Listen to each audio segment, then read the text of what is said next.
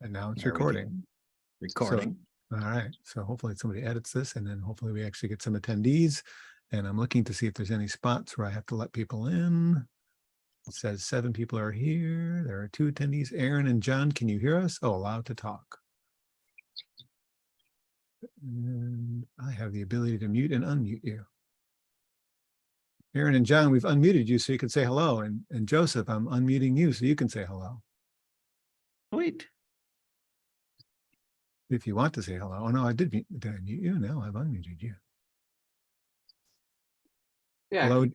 hear you loud and clear. Awesome. Great. Welcome. This is Joseph. Yeah, Joe's with me too. He's just got a separate computer so we can not have crazy echo in the room. That's a great idea, and we appreciate that. I figured you would. And we'll allow Max to talk too. Max is coming on board.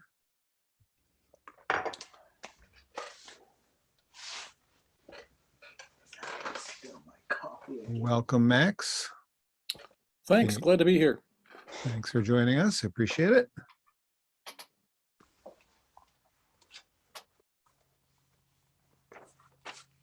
All right.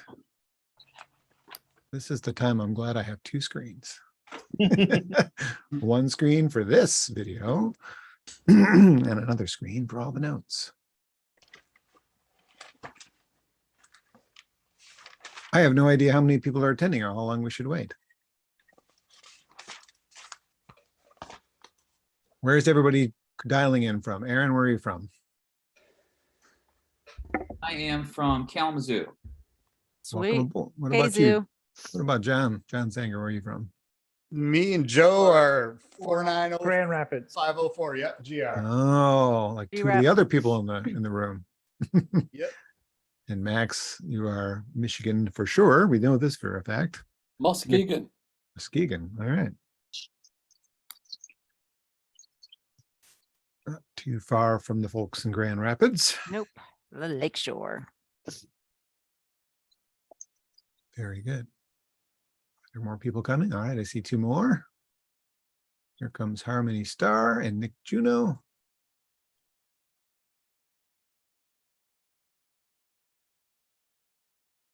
Harmony and Nick, when you are ready, you can say hello to us. I've unmuted you.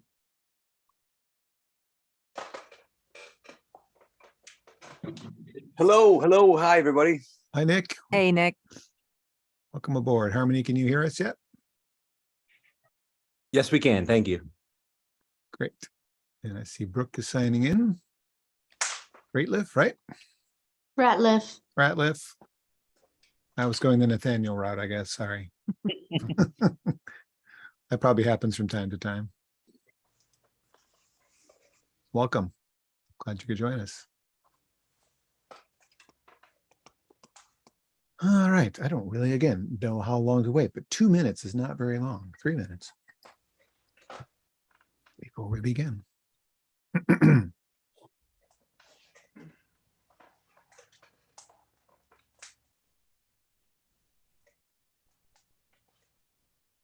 Are you guys recording?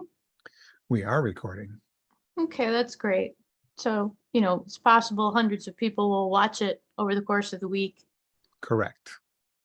Just trying to figure out how long to wait until the launching of the actual conversation to let a few other people join in live if they want to.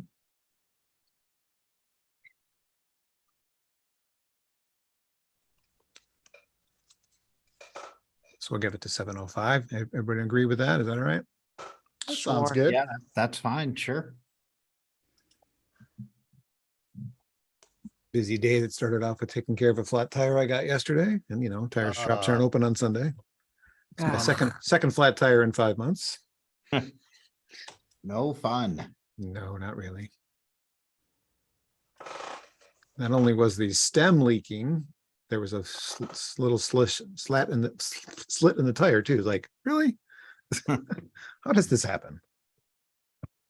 Somebody must have my voodoo doll and they're poking my tires instead of me. Mm-hmm. One of them prevented me from going to see Peter Hook at the Royal Oak Music Theater. It happened while I was driving to that. Oh, man. Bummer. What are you going to do? Not like I haven't seen a few shows in my life. I miss one, I miss one. Well, this is probably all we have. Excuse me. All right, so maybe for editing purposes, I'll give it a little brief pause here.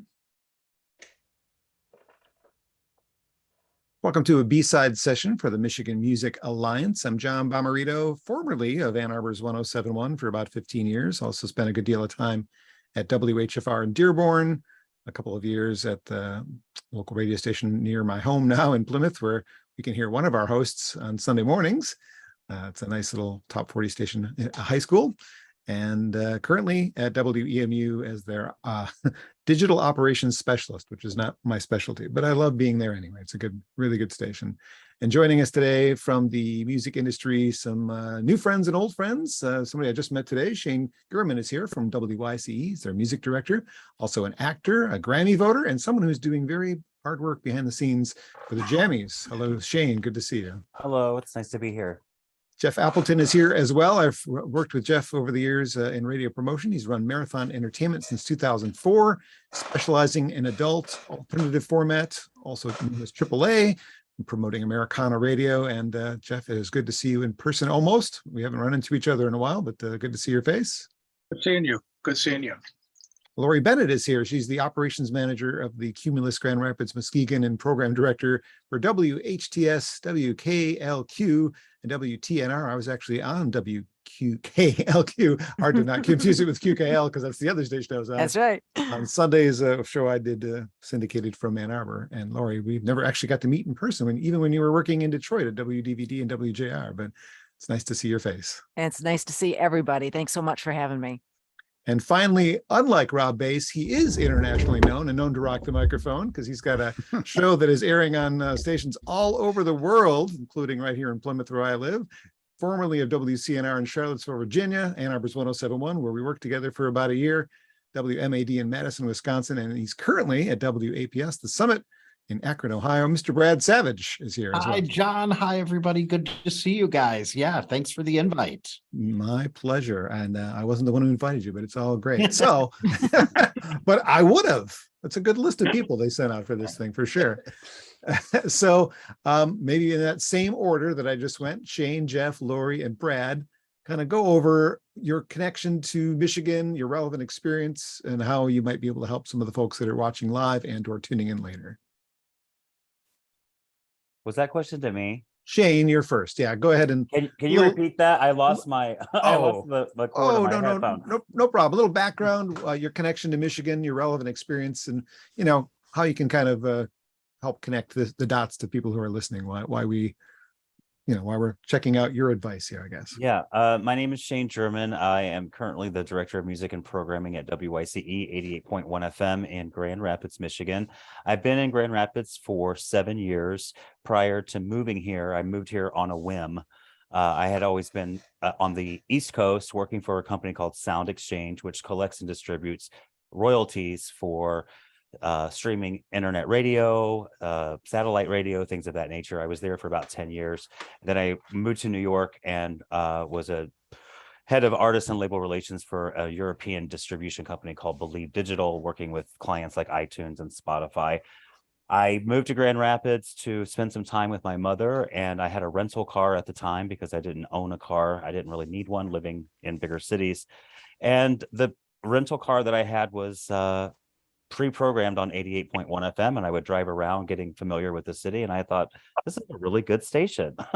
And I just started there as a volunteer and went through their programmer training class, and just as a music lover, I wanted to share my music, and then one thing led to another, and I've worked my way up over the past 6 years to music and programming director.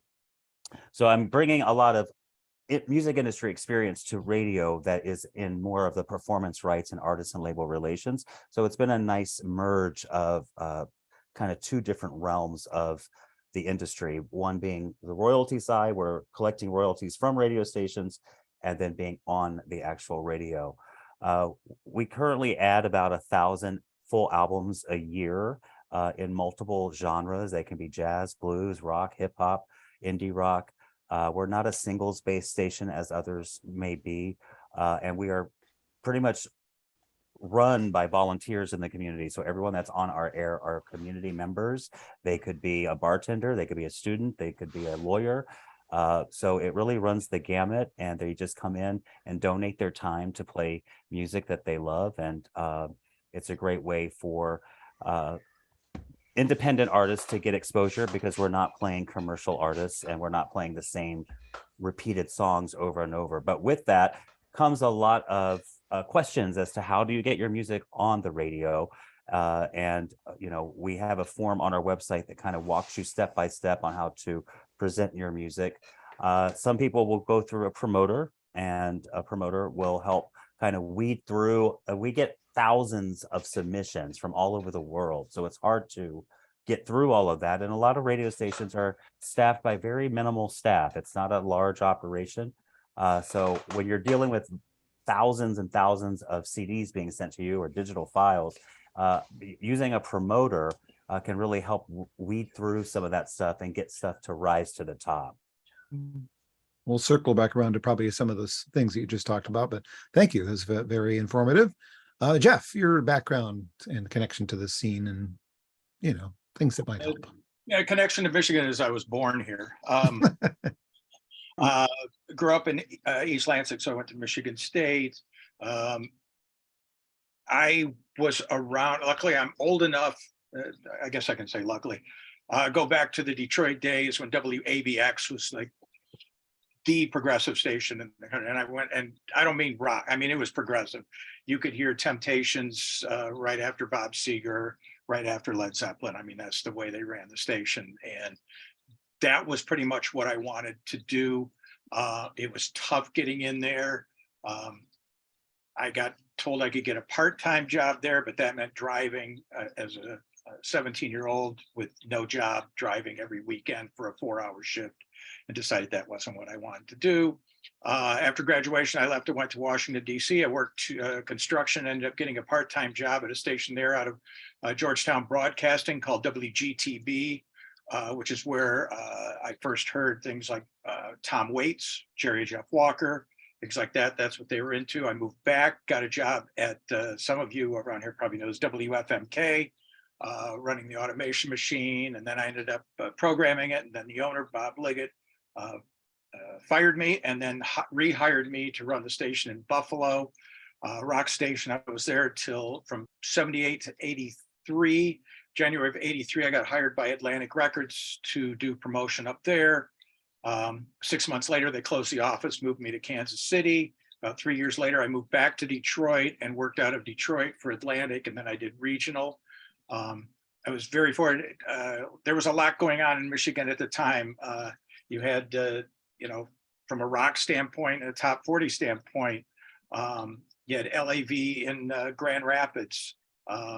You had Riff in Detroit, you had W4, you had WDET, which was playing a lot of, they were probably one of the original AAA stations there. I think it was Bob Dixon was the guy that was on the air, long time. So that was where it went. And then from there, I went to New York for many years. And then in 2004, after my last corporate gig, I decided to go out on my own and figured Michigan has airports, they have phones, and I heard they had Wi-Fi. So I figured instead of trying to pay the bills in New Jersey and the high property taxes, I would move back to Michigan. And it was something I said, I'll give it a shot for a while, see how it goes. I thought about going back into radio. I thought about going into sales, and then, you get a call from this label and that label. And so one thing led to another. Real quickly though, what did end up happening with my business was I felt left out working major label records because I wasn't involved in any of the process. It was strictly, Jeff, we've got the Dave Matthews, work the Dave Matthews, this is the single. And I felt really left out. And having worked with new label at Sony, having worked with TVT, having worked with Razor and Tie, I was involved from the beginning. So I've been working primarily with independent artists, pretty much on their own or small labels, because I get to be involved in the beginning of the process. And, so 95% of what I do are independent artists on their own or with very small labels. You can do it out of your home in Metamora. That's where you live, right? Metamora. Yeah, and well, that's my basement behind me. Well, thanks for that insight as well. Lori, your turn. Okay. Wow. First of all, Shane, I just want to say I'm glad we rescued you from Sound Exchange. I get that joy every single month across 9 different radio stations. So I'm glad that we brought you over to the good side of the industry, but certainly your experience too, working on that end. I'm going to be mining you for information later myself. I spent my entire career born and raised in Downriver, Detroit. Any radio station pretty much you may know of in the Detroit area, I probably worked for, except for the one station that inspired me through my entire career, and that is the late lamented 89X, which was in Windsor, Detroit, the premier alternative station in the 90s, which I know John and Brad and Jeff and you guys know very well. I moved here right around the same time Shane did, gossip if you will, 7 years ago. I moved here for work. I was with our Detroit cluster for Cumulus Media, and then moved here to manage this group of fine radio stations. And my biggest delight in my entire career is in 2019, we put on an album adult alternative, which I've wanted to do since forever. So we're still a baby radio station, and we're still kind of learning. And I'm not going to say we don't look at what Shane's doing at YCE, because they're so inspirational, but we both serve the music community here. And I'm just really excited to talk to you guys and just find out what you've been through, what you're hearing, what you're doing, and hopefully we can kind of expound on that and help you moving forward with promoting your gift. All right, Brad, all the way from Akron, Ohio. That's right. Yeah. So speaking of 7 years, I have been with the Summit WAPS FM for about 7 years as program director and afternoon host. It goes quickly. So we're a public independent radio station. But we are not an NPR station, and we create all of our own programming. And musically, we're adult alternative format. We're probably somewhere between what KLQ does in Grand Rapids and what WYCE does. We are probably more singles based, but we have a pretty wide playlist. We're very supportive of local music as well. So in fact, to the point where some of the local artists don't know when to leave any of us alone. And we'll talk about that a little bit later too, because we've been very welcoming, which is a little bit of an anomaly. So I've been here for about 7 years. Before that, I did just over 9 years in Charlottesville, Virginia, at a station called WCNR, The Corner, which was a commercial modern rock / AAA format. And before that, I was in Ann Arbor and worked with Mr. John Bommarito, and I was at WQKL 107.1 in Ann Arbor. So that's a connection to Michigan. And then, and like John said, so I also, one of the shows we do on the Summit on my station is called Cruisin' the Decades, 100 Years of Music. It's a 1-hour music history show that starts 100 years ago and plays one song per decade in 1 hour, 1920 to the 2020s. And that show is broadcast in the greater Detroit area on 88.1 The Park, WSDP on Sunday mornings. That's a high school station from the Plymouth Canton schools, and it's at Salem High School, and has a decent range in part of the Detroit metro there. So I am still heard once a week for 1 hour in Michigan. Very exciting. It is true, and I really enjoy the show. I'm glad that they picked it up. All right, so panelists, why is radio important to musicians? Why do they need it at this point? You can go in whatever order, whoever speaks up. So why is radio important? For me and my artists,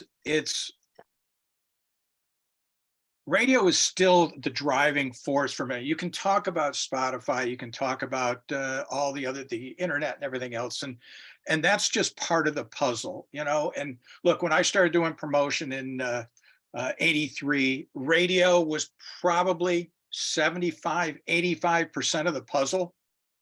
Another 10% might have been publicity, and the rest was what touring was available. Now it depends on the record. 50% can be radio, 70% can be radio, 30% can be touring, 80% can be touring. Look, we all know the bands that are out there touring, they get very like a fish that gets very little radio play, but sells out Madison Square Gardens for an entire week. So it varies. But for me, for my artists, as I try to express that while they may be hearing that radio is dead, it doesn't serve any purpose, it doesn't help out, I remind them, and some of you have seen it, there was somebody sent me, I think from Spotify chart a couple of years ago, and out of the top 15 records, they were like huge numbers of, millions of streams. And this is, basically in the pop and urban world. At the end of the day, that's all well and good, but top 40 was only playing 3 of those records in the top 15. I look at Spotify and radio, those are 2 different things. When artists come to me and say, we want to go to radio, but we put some things out at Spotify, is that going to cause a problem? I go, no. It's however you want to get it out there. But radio, and I especially heard it during the pandemic, and maybe you guys in radio can speak to this. What I found out, and I heard it from my neighbors, who discovered radio again during the pandemic, because suddenly they want to know what's happening locally. They wanted to know, how many people are sick, how many got died, what's closed, mask, and they weren't getting that from Ryan Seacrest being, syndicated. They were getting it from local radio who were keeping them informed, and the news. And radio to me has become more important now because of that. And I'm hoping it stays that way, and for the formats I deal with, look, there aren't that, the AAA world is relatively small when you compare it.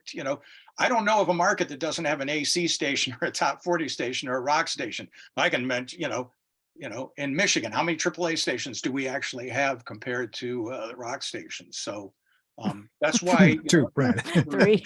And I work Grand Rapids. for Yeah, I my guess. state, for the artists I work in the format, radio is extremely important. Panelists. I appreciate you saying that too, Jeff, because you brought up a very important part, which is, 2 things in order to be able to have a broadcast license. The first thing is you protect said license. The second thing as a programmer is you serve the community. And then we get to do all the other fun things, which is go to live music events and play music and explore new music. But serving the community is key critical. And Jeff, you're right. For as rough as that was during lockdown and the pandemic, people really sought some form of connection. We weren't getting the connection anymore to go down to the intersection to see a show live together, or to see a new act open up at Smiling Acres Music Festival. We couldn't do it for a year. So how are we bringing, marrying the community and the information that was important from a news standpoint, but also, from a music standpoint, because, guys, I hated, you're looking at my studio for that entire year.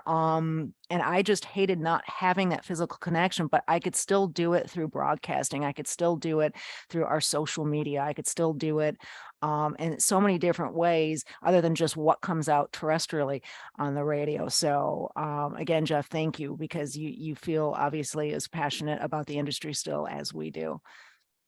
Very much so. And if I could jump in, I think, radio is still, there's kind of a mystique to our medium because we cover a listening area. Well, most stations are now streaming and they cover everywhere, but never mind that. The idea is we cover Grand Rapids or Ann Arbor or whatever, and you have the theater of the mind of who is listening right now, who else is hearing this right now. And that's something that's gone away in a streaming and on-demand world. Everyone can listen to the brand new album by whomever, but it's not a shared listening experience the way radio is. So there's kind of a magic in the air and in the airwaves. And I think there's also just this cultural connection between the audience and the station in its home base community that makes a lot of difference.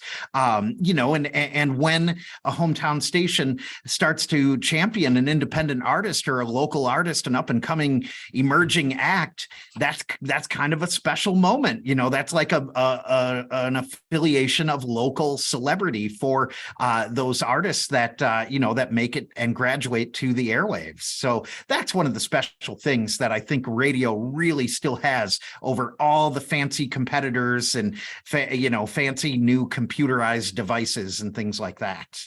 I'm going to guess that our 11 attendees are here because they're interested in getting themselves played on the radio. Is that correct? All of you that are joining in as attendees? I think I have you all unmuted. Truth. Yes. Yes. So it still means something, right? I think you guys, most of you have my album already. I just kind of popped in to say hi and just to show support and to say thank you. Sure. Thank you. Well, do charts matter at this point? I mean, does it matter to the artist to be on a chart? And I don't know the answer to that. I'm proposing that as a question from our outline here that's been set out. Do they matter? I mean, Well, I think it depends on what I found that charts matter to me and my artists is if I've got a record that I've been working for months and it's been step by step by step trying to get over. And this goes back to whether I was working Dar Williams or most recently Infamous String Dusters. And I couldn't get people, you know, I couldn't get people who weren't familiar with them to pay attention. And I could have stuck with the 15 stations that have always played Infamous String Dusters. But as the record grew, and then we hit the Americana chart, I mean, suddenly on the Americana chart, where I was struggling in between 55 and 60, the album and the track both hit top 50 in the same week. Well, suddenly the next week, I was up about 30, 40 spins. I picked up 5 stations and now I was in the top 20. That's where the chart mattered. And it mattered to the stations that aren't as aggressive. You know, the stations that are playing 80 currents, you know, whatever, you know, they'll give a record a shot. But I got to get a lot of those to get to the point where the stations that run a tighter playlist for whatever reason, are going to look at it and say, I like the record, but I'm not seeing much on it. When I can get to a point when I can say, hey, we're finally breaking through on this. Can I get a reconsideration? And many times stations come back and go, we've always liked the record. We'll give it a shot here. Sometimes they come back and say, hey, good for you, but boy, that record doesn't fit us at all. You know, and so there's always that. But the chart helps in that regard. But I think you have all seen it, whether in radio or not. You've heard records that have gone top 10 and you're going, why?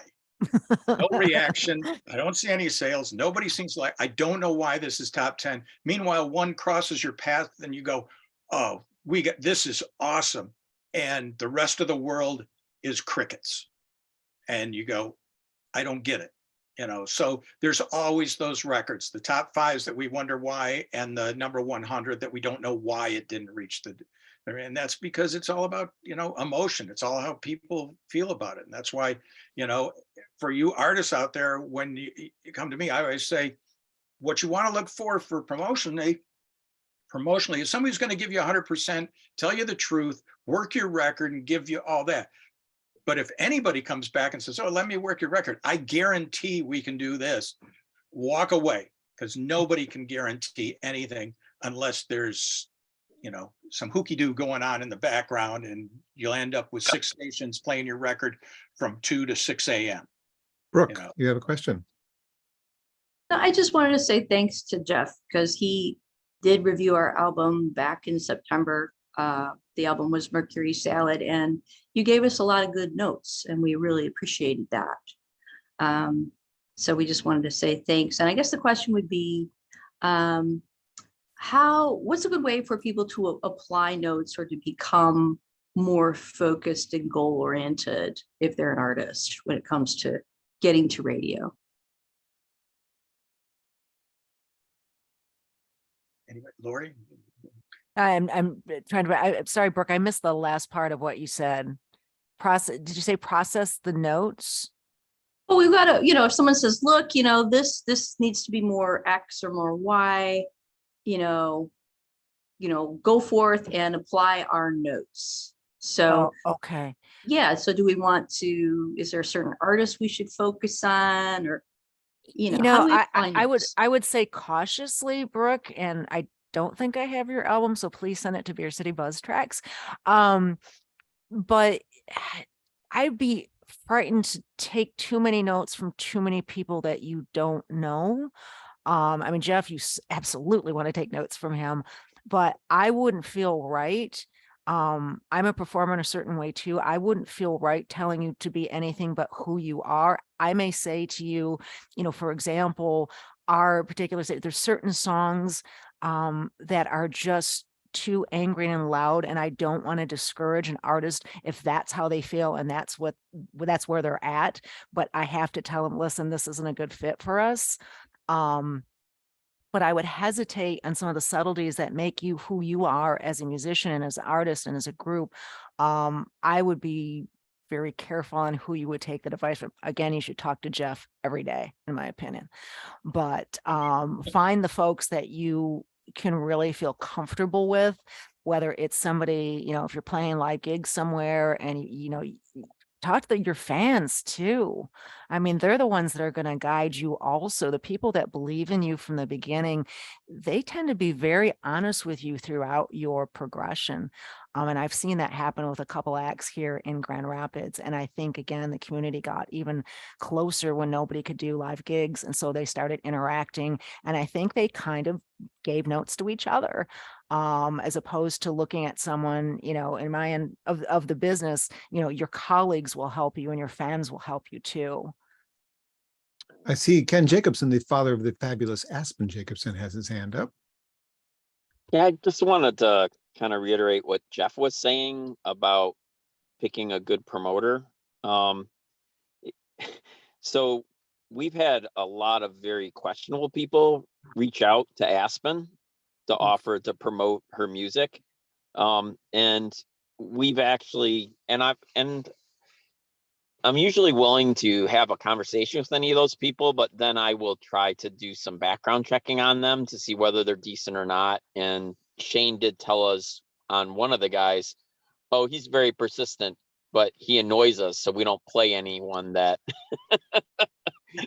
that he promotes. There's that. And so it's like, be careful what they promise. And then if it sounds too good to be true, it probably is. And then I had another question I actually posted in the Q&A, John. Yeah, I just missed it. So go ahead and propose it live here. So go ahead. Okay. So we've used a couple of times and tried CDX's radio distribution service for their Americana list, because their country list was a little expensive, and plus Aspen's a better fit for Americana. Agreed. Are there other services that you guys would recommend and that you have found helpful? I think with the CDX one, I think it's just the volume of stuff they send out. I think it's kind of, you get crickets.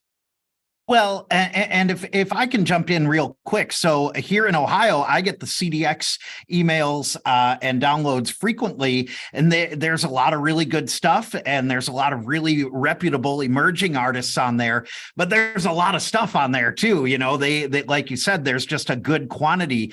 A lot of that has to do with who steps in with the relationships to then promote along with putting it up there, because the other primary service we use frequently is called Play MPE downloads, which is fairly costly too, but in the AAA or adult album alternative format, which we can cover that in a minute here too, because I saw one of the questions in chat about that.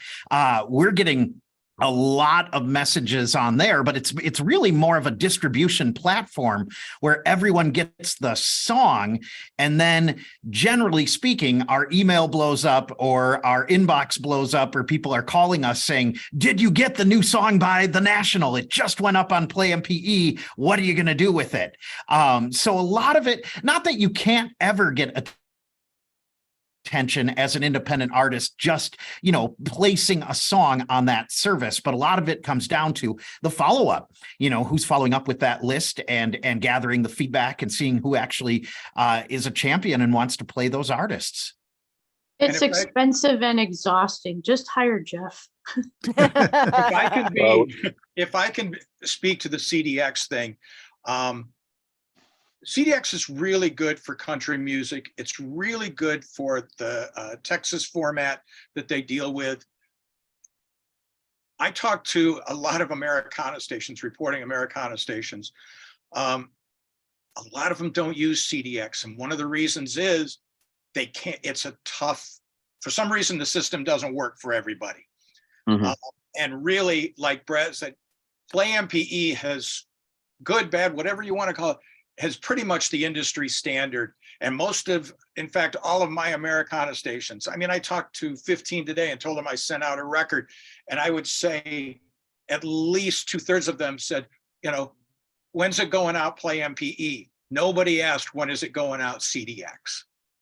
And so it might be a little more expensive, but there's a better chance you're going to reach the people that you need to reach. Because I can get you a whole list of Americana stations who have told me flat out, A, they use Play MPE, and B, they'll take a physical. And Jeff, do they do album and or singles? Yes. Okay.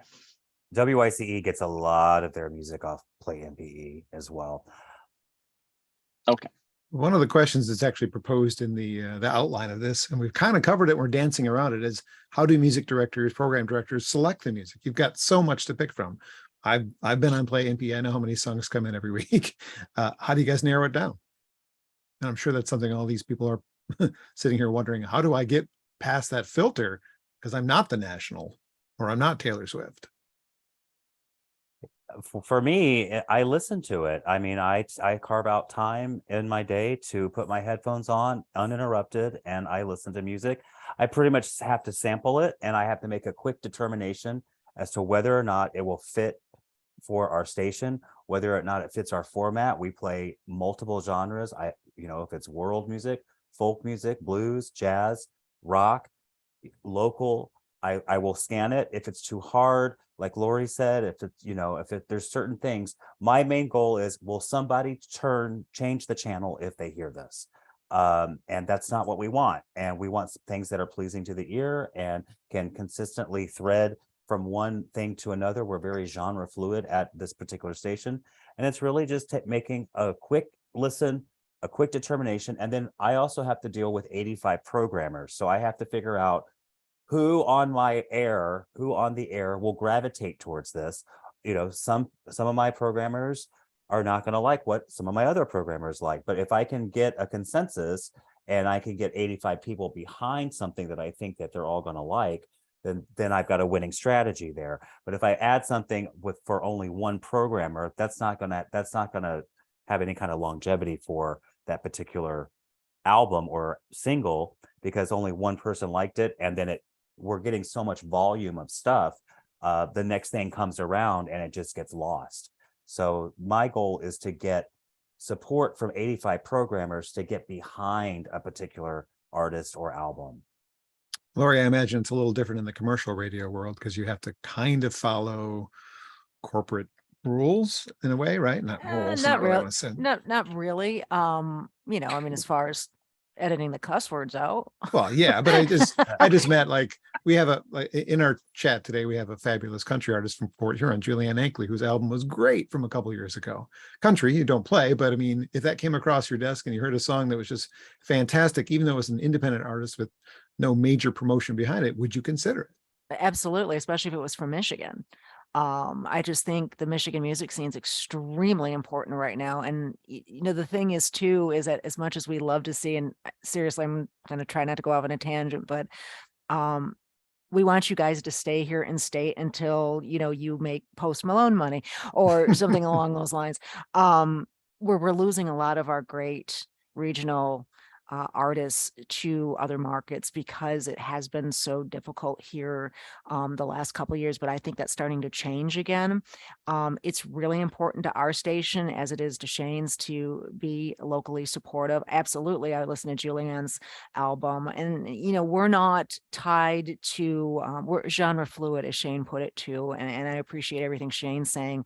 My process is to do, like, usually around this time, I do get hit on all ends because I do have several different formats that I program.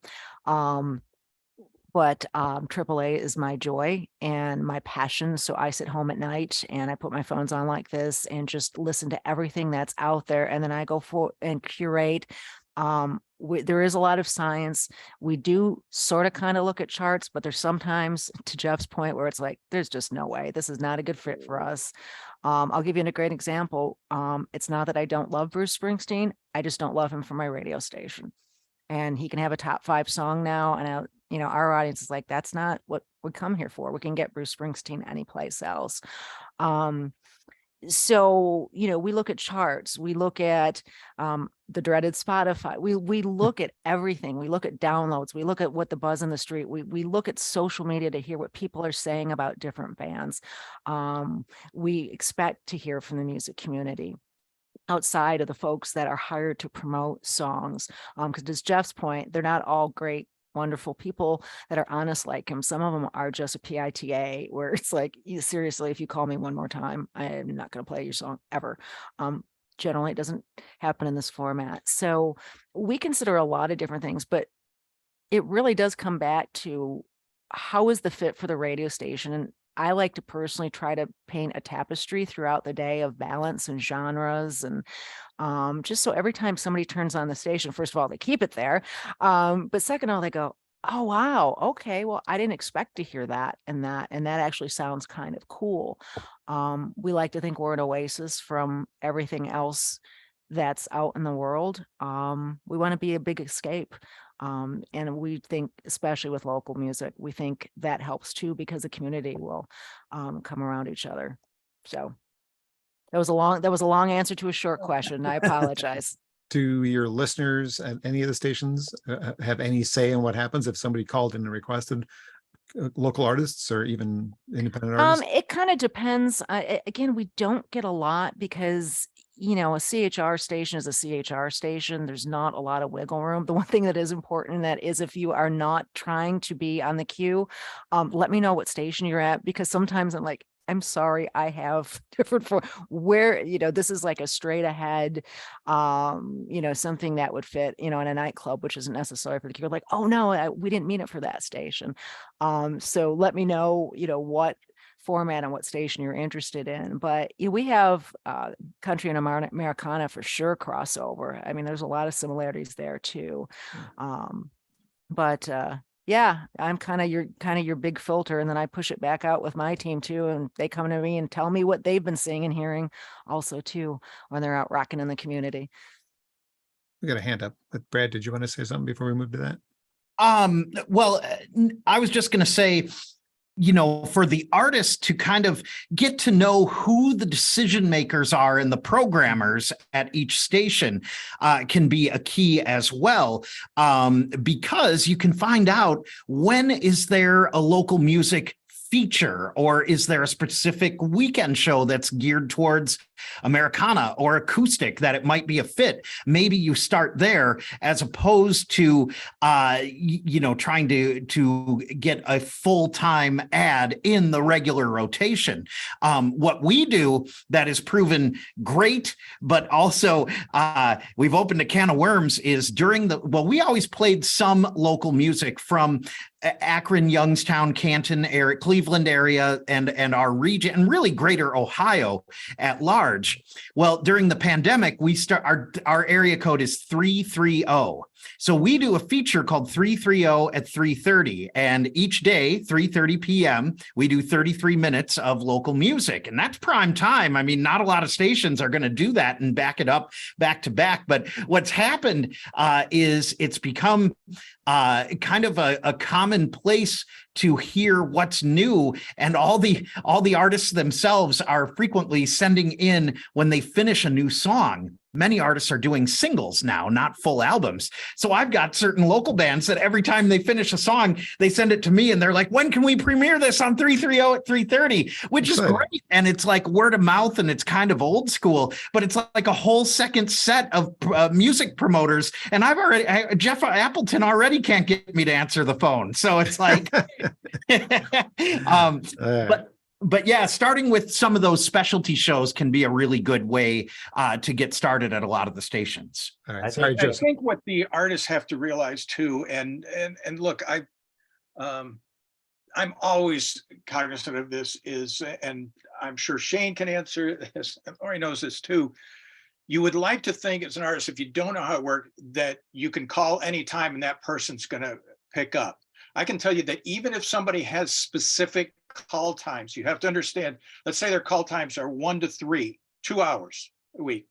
The reason that they might only be 2 hours is that they're the program director, the music director, they're the promotions director, they're on the air, there's a meeting, the general manager calls a meeting. Trust me, the first time that the general manager comes or says, we're having a meeting at such and such a time, and she goes, oh, I have my music calls. She'll be taking her music calls from home from there on out. You can't just say, it's just not, as much as we'd like to think it's a priority, it is for the station, but it's not in the daily operations of the radio station. So understand that when you're calling or emailing, if you don't get an answer right away, it's not that they're trying to ignore you. It's that they've got a lot going on. And,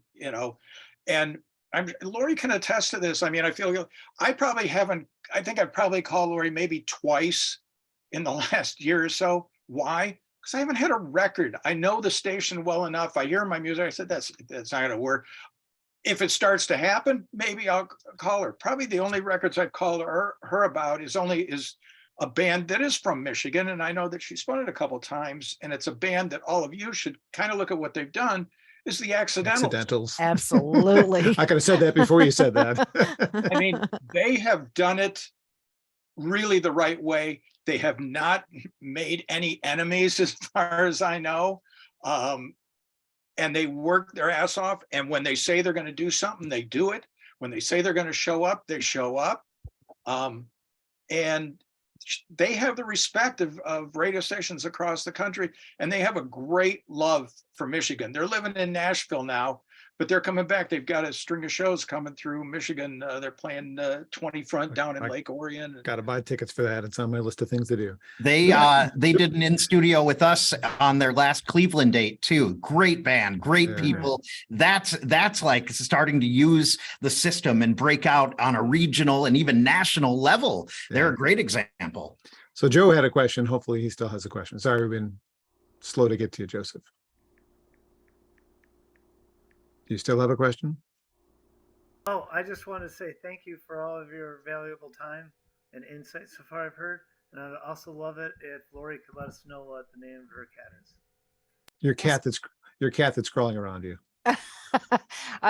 It's a very nosy tabby cat that doesn't like when I'm talking into a headset, and you probably will from time to time, anytime I have to use the home studio here, hear her chiming in. So sorry about that. What's her name?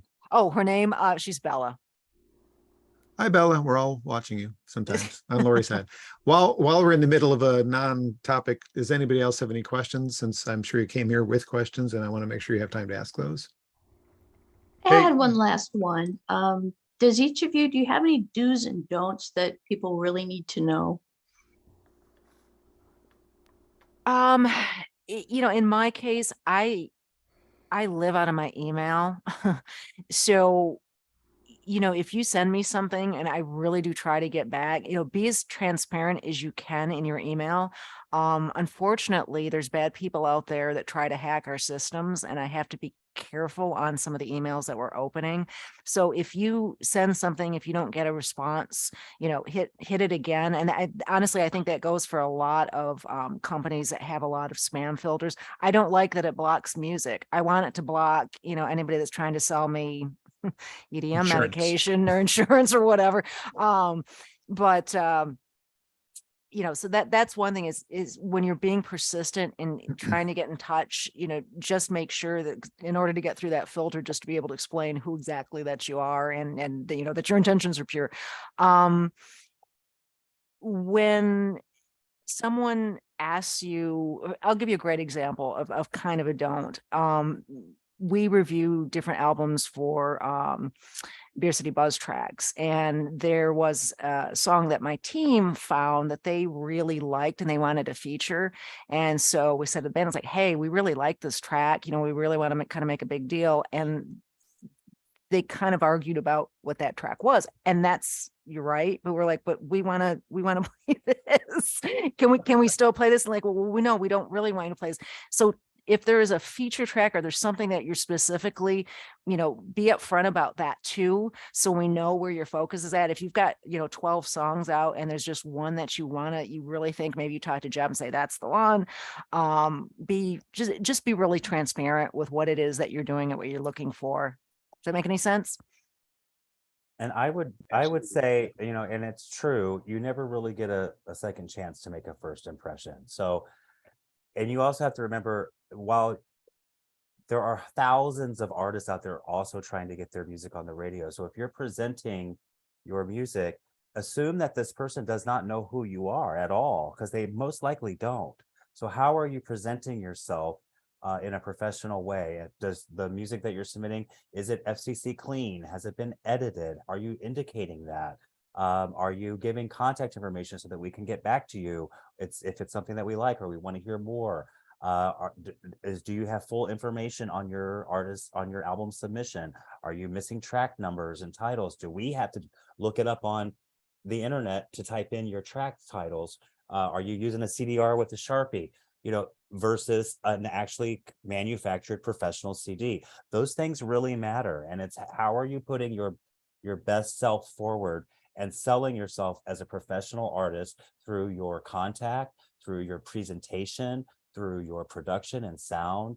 So all of that matters, and just patience is key, because like Jeff said, we're doing fundraising, we're having meetings, we're out in the community, we're on the air, we're managing volunteers, we're doing all sorts of things to keep a radio station running. So just assume that you want to present yourself in the best possible way, and hope that your presentation is what gets people's to pay attention to your music. I'd like to interject something from my experiences in radio, because my current station and previous stations, and even some of the stations involved here in the chat, physical CDs matter in that regard. Like WEMU plays physical CDs way more than they play things from the computer. WHFR, where I was before this, hardly anybody uses the digital library there. There is one. Obviously, I imagine at the Q, you guys are using Next Gen or whatever it is you're using there, the Cumulus created automated system, but you're probably downloading from Play MPE. So there's two different ways to get your music there. You might research the station before you try and contact them and say, how do you prefer to receive music? And I also, as somebody who was a folk music director for 15, 20 years, a shorter note about why I don't have time to read a full bio usually anyway. If I've got 15 records to listen to, I look at it, but I don't read the whole thing. So keep it short. You don't have to give me the full story. That's my opinion. I don't know if you guys would agree with, like, you only have so much time to filter through the stuff anyway. You don't need to spend a ton of time giving me your entire backstory. Give me the highlights. You played on stage with Stevie Wonder and Aretha Franklin. That's good to know. I'd like to know that.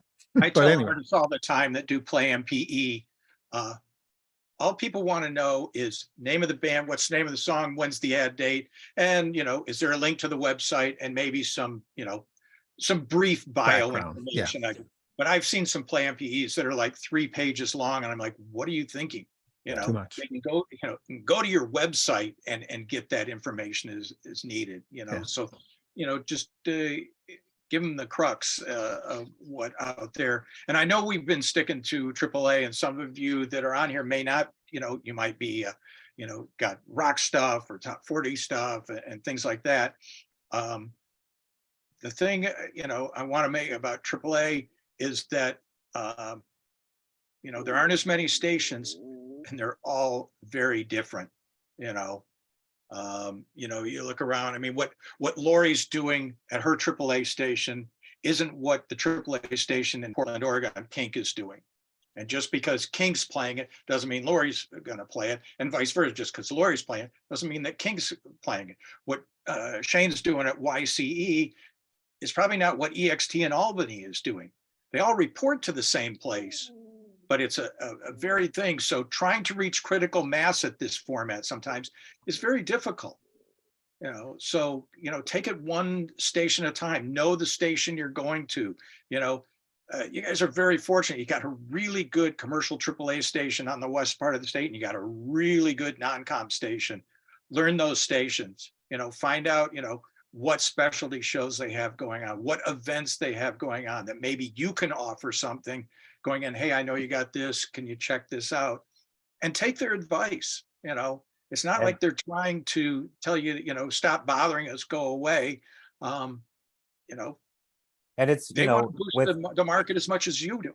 And WYCE, we have GR Live, so we have a weekly show where we invite local artists to come perform, and that's a great way to get exposure, so that we can say, oh, they're really great. Give us your CD, because we're discovering you through another channel within the station, not just you submitted your album and you didn't hear anything. Get involved, volunteer. Show up, introduce yourselves to the community. There's a wonderfully rich, talented community of musicians out here and industry professionals. We're all, we all want success for everyone, and we're all pretty much approachable. And but like Jeff said, know the station that you're trying to promote to. It doesn't make sense if you're a heavy metal band to submit to a jazz station. It just doesn't. Or an Americana station. So know what station in your area is going to support what it is that you're doing. John Singer had a question. I'm sorry I didn't get to you before your hand went down. Do you still have a question? Yeah, that's okay. Just curious, do you guys think it's a better strategy to send the whole record, or should we just send one tune, given everybody is so pinched for time? I'd say, in my opinion, the whole album, but highlight which tune you want us to focus on. Exactly. Okay. Yes. Okay. Thank you. That would really, that would make all of our lives easier. So we're not playing guessing games, I appreciate it. Depends on the station, because some stations allow the DJs to play whatever they want. Right. Well, and in Shane's case, they might feature the whole album too, so.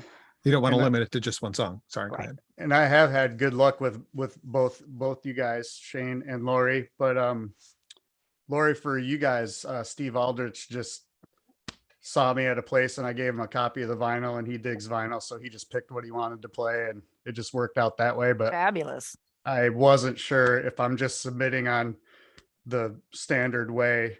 I want to follow the right protocol and make you guys happy. So thanks. We take vinyl too. It's just really expensive for you guys to send. We probably have more turntables than we do CD players, to be honest with you, in the building. So Wow. Nice. Do we cover any no-nos that people shouldn't do when they're sending stuff, other than being too annoying and calling too many times? well, we could just give a list of the promoters that they shouldn't work with. It is not Jeff Appleton. I can tell you 5 right now, but let me tell you, none of them work this format. So we like our reps for AAA. We really do. The other genres sometimes can just be really like aggressive and hey man, I've been doing this for a minute. Give me a break, cut away, but no, back to what Shane said, and John, bullet points, tell us who you are, tell you what you present, what should we be focusing on? If we don't get back with you, hit us again and say, hey, by the way, A, B, C, and D, it could be that you just got buried in some email. And then when we do respond back, if we say, for example, hey, listen, can you do me a favor? I got a jam because I want to get this on the air, but I'm on the road right now. Can you send this in an MP3 really quick so I can send it to somebody to convert it and put it on the air right now? Everybody's busy and we've all got 2, 3, 4 jobs, but if you can't do that, that's a problem because I'm gonna have to move on and grab somebody else. That's great. Thank you very much. So on-air interviews, performances like that, is that these 3 stations involved, is that reserved for the larger artists, or do we give those opportunities to some of the independent people that are sitting here in our room? YCE does. I mean, we've got GR Live every Thursday. We've got local spins every Friday, which John Sikovich hosts, and records every Friday with local artists. We've got the Jammy Awards where we spotlight local and regional talent. So there's lots of opportunities just outside of just radio airplay to get involved with our station. We're very approachable because we're a community station, so our doors are always open, and we're listener sponsored. So, you know, our community keeps us on the air, so they feel like they're invested in it as well. Yeah, same here. We're pretty receptive to in-studio interviews or like I said, new song premieres from the local artists when our work schedule allows for it, because it takes a few extra steps and extra time to like, what time are you going to come in? Are we going to go live? Are you going to record it in advance? That type of thing. But we like to do that, and we just like to get the musician voices on the air as a guest, even just to introduce a brand new song and do like a little 3-minute thing. But the secret is we've learned that if we tell them when it's going to happen, they're probably going to blast it out to their networks on social media. Listen to the summit at this time. I'll be on the air and they're playing our new song. They're doing a premiere or something. So we're definitely open to that. And we've even started doing coming out the other side of the pandemic. Our sessions are called Studio C, where the artists come in and we invite our paid members to come watch the 4 or 5 song acoustic performance and interviews at the radio station. Well, it used to be we would pretty much only do that for national acts, but now we're doing it with a lot of our 330 local acts and the acts we support regularly. And we're getting 40, 50 people showing up on a weeknight for an in-studio with an artist that is an unsigned local act. So I think it's great. There's just there's been an appetite to bring back our studio sessions with audience. So whether it's local or national, our listeners are ready to come back and want to do those again. So that's been a really exciting piece this year. How does an independent artist know who to reach out to at the station? So when they're going to the website of anybody's station, how do they know who to reach to? Usually would say program or music director on the website. If there's a different contact, it's usually pretty clearly defined. Shane, when I go onto your website, I pretty much know where I can nav to in order to be able to send you my stuff, because someday you might actually let me come over and play with you guys sometime too. Yeah, I would just go, do your homework on the website and just find that person and just realize too, because websites can be so wonky. Again, you don't know if something's blocking. So if you don't hear back right away, hit us again. And we'll respond in one way, shape, or form. I know there's a lot of radio stations, but if you have time to actually listen to the radio station before you send them something, if it's an independent station, find out who the DJs are that play the kind of music that you do and try to find their contact information is probably the piece of advice I would give. I did a lot of reaching out myself to artists when I heard them and said, hey, I would like to have you on my show, as opposed to the other way around. People coming to me and say, I want to be on your show. I would approach them. In fact, I've been chasing down Julianne Akeley for my podcast for 9 months, and she's going to finally record with me on Friday. So, hi, Julianne. It's going to happen. One of the things that also, look at that.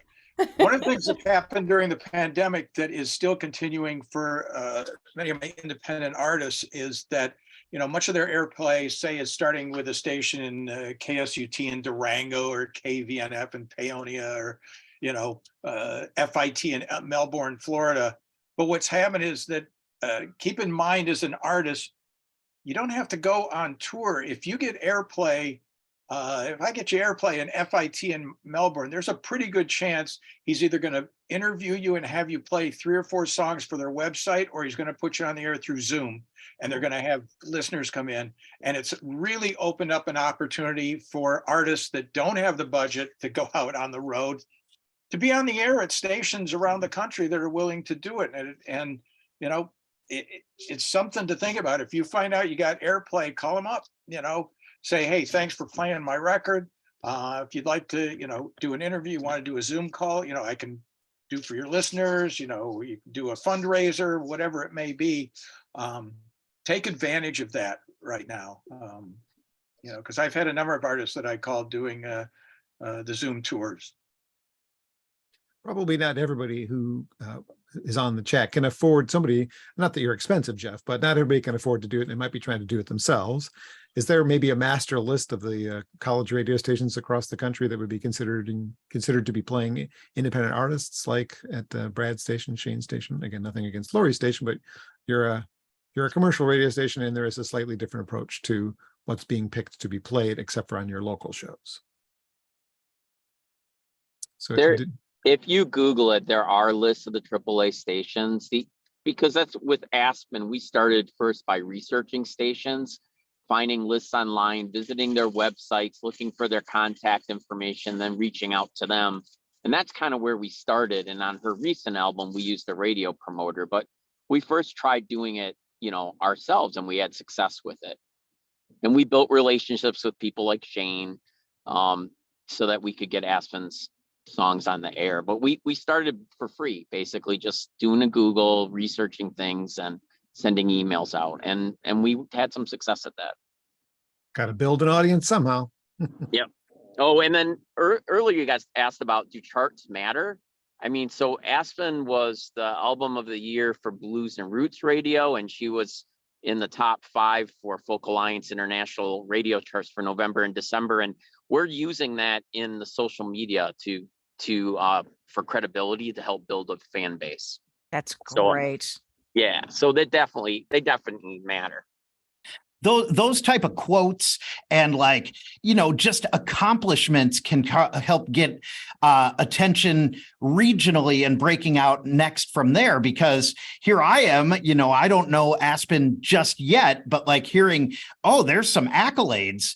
And while we don't have a folk show per se, but we do have an Americana show on Sundays, and I'm like, maybe I should figure out who this artist is, learn a little bit more about it. So when you get, yeah, and I should network with John, because he knows all the Michigan artists, definitely. But there's definitely some sizzle to big accolades and big accomplishments like that.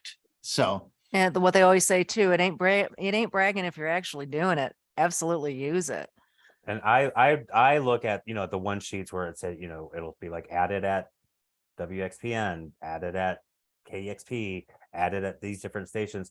I kind of use those to gauge whether or not it will work for our station. If we're on par with XPN and we're on par with the Current or whatever it is, then I'm most likely going to give it more, maybe some more attention, because it's probably something that's going to work for our station as well.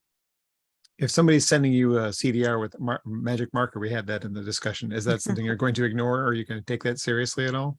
Unless you requested it, obviously you would. A CDR with a Sharpie pen? Yeah. Do you take that seriously? It's a good advice to somebody who's just starting it. Yeah, I don't listen to them. Sometimes I'll put them in. There's no track information. I like, it actually creates more work, because I have to look it up. I have to create a CD holder for it to put it on the shelf. And I'm not here to work for you. I've got so much other stuff going on. I don't have time to clean up your sloppiness.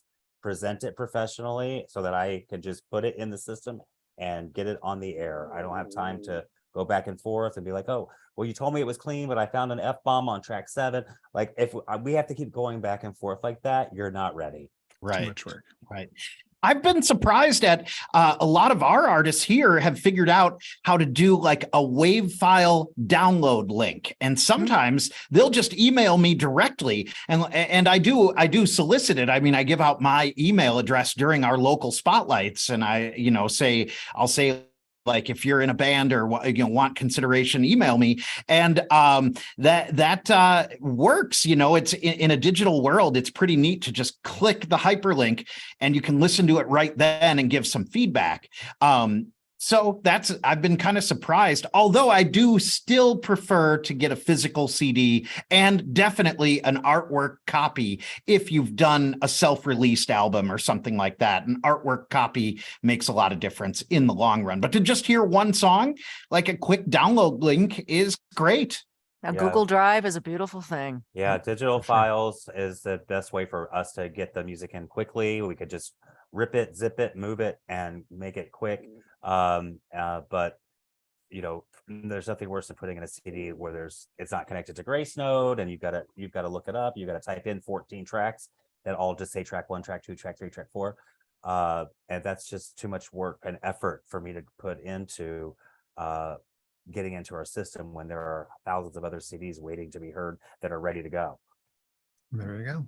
Well, we're getting a little long-winded here. Not that we're not getting great information. I'm going to read something in the notes that I think was some good general tips, and then we'll open it up for maybe some final questions and any other final comments. So the general tips that are in the notes that I think that folks attending and watching later might find very helpful. The best way to attract radio airplay is to offer the most powerful, authentic, true version of your craft and draw attention for your work through other channels. Be meticulous in keeping track of all your successes. We were talking a little bit about that. It's kind of bragging, but it's not bragging if it's true, right?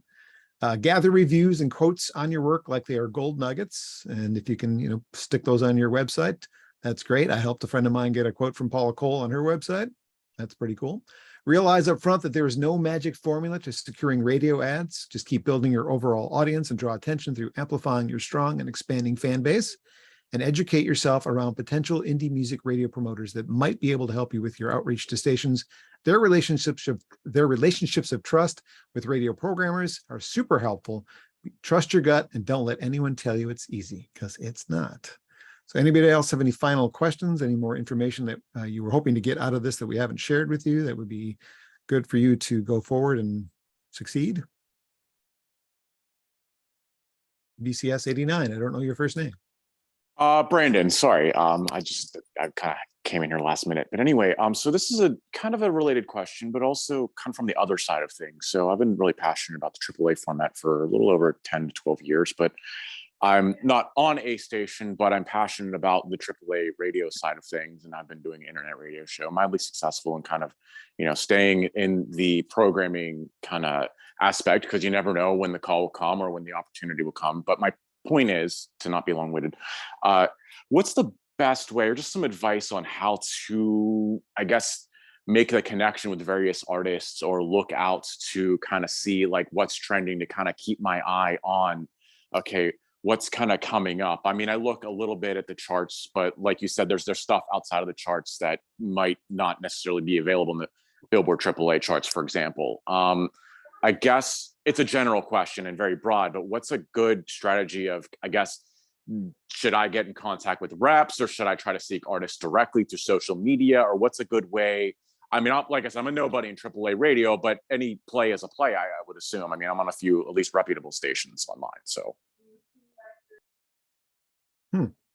Well, I think, on the non-com side, especially, we have a great deal of creative freedom. And like Shane was talking about, his hosts actually get to pick their own songs, and kind of curate their own playlist.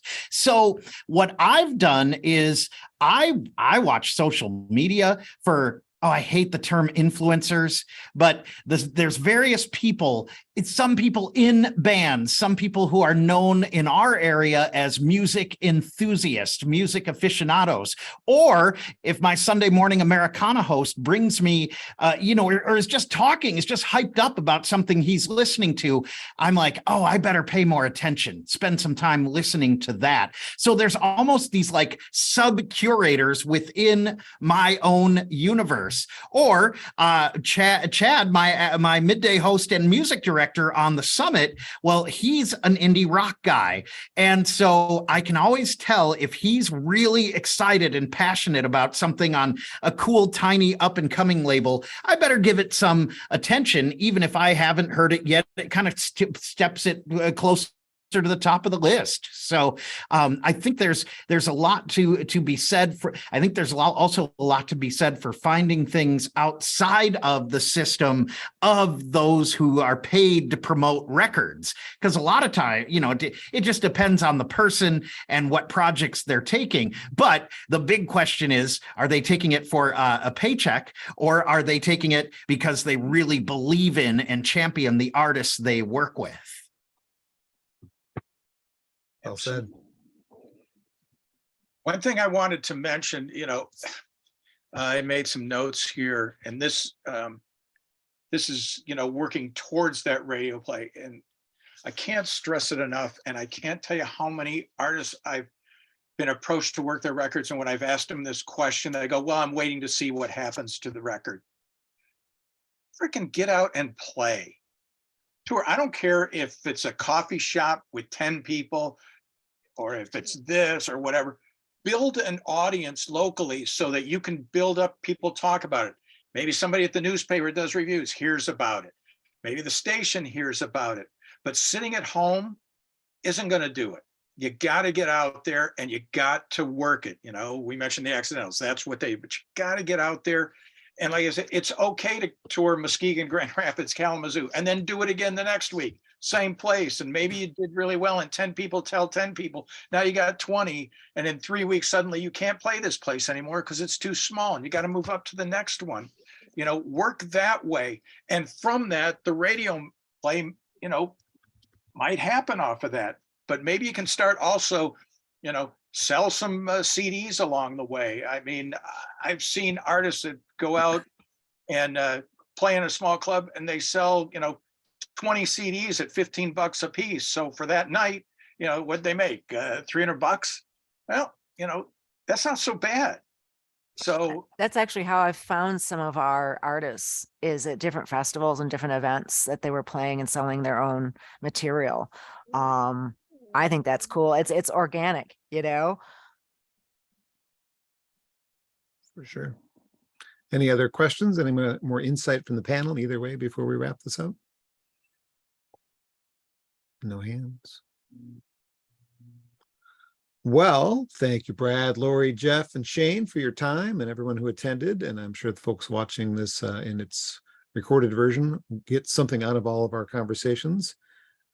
Michigan Music Alliance is doing some great work. It was something that came to my mind during the pandemic, and I was watching all my friends not be able to make their living. I thought there's got to be something we can do.